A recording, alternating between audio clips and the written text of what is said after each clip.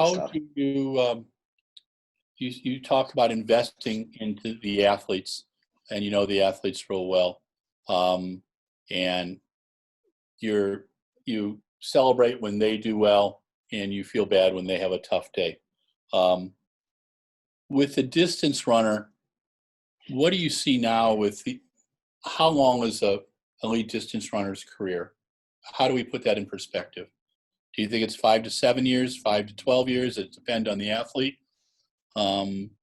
You've had athletes that you've been working with since 2013, and you've watched them continue to develop.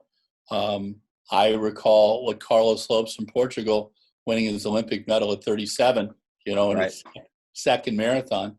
And I did enjoy the dinner he had the night before, which was a large steak and a nice bottle of Portuguese wine.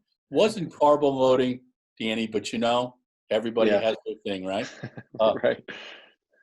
How do we talk about it wasn't that long ago when I was a teenager, athletes were retiring at 22, 23. I mean, Dick Burke, he retired in 1995, and he probably had a few more years. But how do you talk about athletes with their careers now? So I tell them,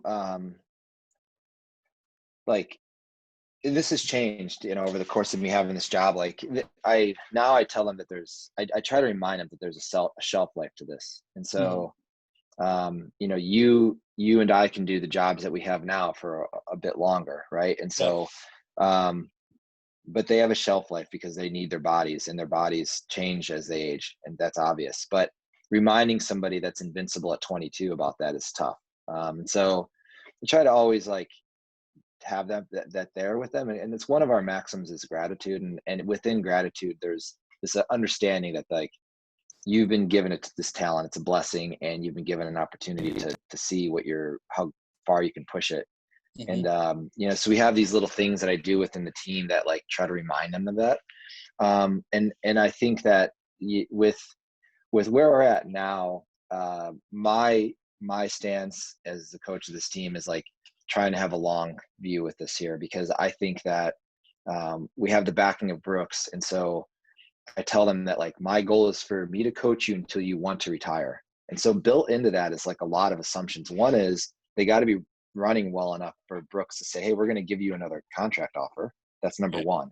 Yeah. And so that's number one thing we got to do. Then performance is number one. Number two, they got to be happy living in Seattle, happy working with me, and those things. And so, and liking being on a team. Some people don't, they want to be more, smaller group or whatever.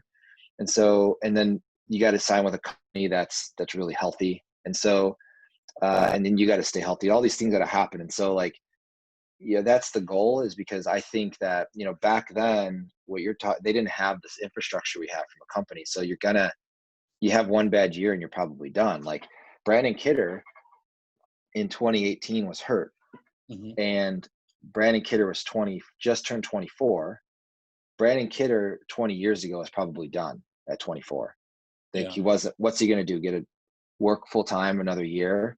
But Brooks doubled down. They gave him another contract, and then he goes and makes the world team. He gets 10th at Worlds.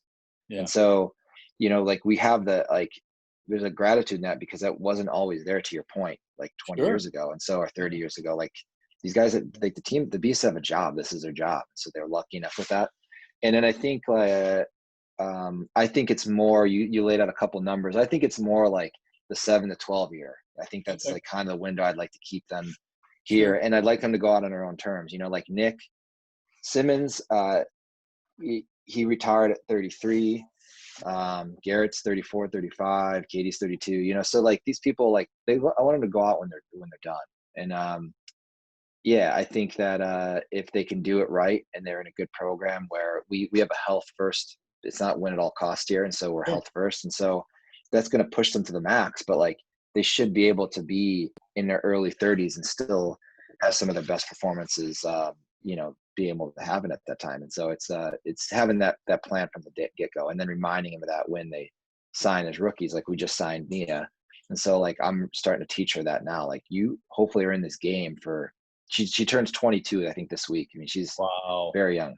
So that's 10 years, right? I mean, if she has a Nick Simmons career in the 8, like when you and I are talking about her in 10 years. So that's cool. That's the goal. That's the goal. And there's a lot, and she does that, then she's running pretty damn well. So yeah,